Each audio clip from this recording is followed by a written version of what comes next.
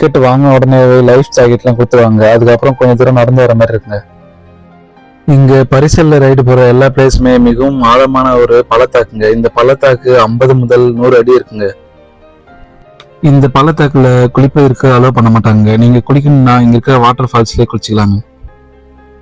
இந்த ஒகேனக்கலுக்கு நீங்க வந்த உடனே முதல்ல இந்த பரிசல் ரைடுல போங்க. ஏன்னா அவ்வளோ என்ஜாய்மெண்டா இருக்குங்க. இந்த பரிசல் ரைடு போகும்போது இங்க இருக்கிற வாட்டர் ஃபால்ஸ் கிட்டே உங்களை கூட்டு போவாங்க. அந்த வாட்டர் ஃபால்ஸ் இந்த தண்ணி உங்க மேல படுற மாதிரி கூட்டு போவாங்க. அது அவ்வளோ என்ஜாய்மெண்டா இருக்கும்.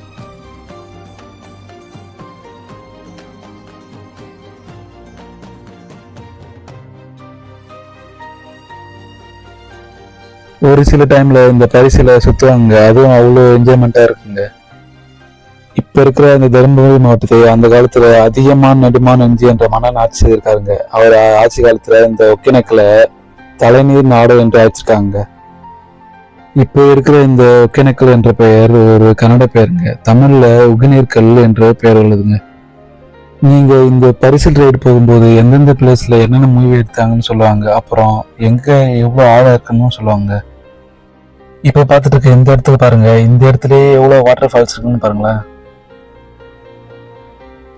இங்க இருக்கிற ஒவ்வொரு வாட்டர் ஃபால்ஸ் கிட்டயும் நம்மள கூட்டு போவாங்க. அந்த வாட்டர் ஃபால்ஸ் இருந்து ஒரு தண்ணி நம்ம மேல படுற மாதிரி கூட்டு போவாங்க. அது அவ்வளவு என்ஜாய்மெண்டா இருக்கும்.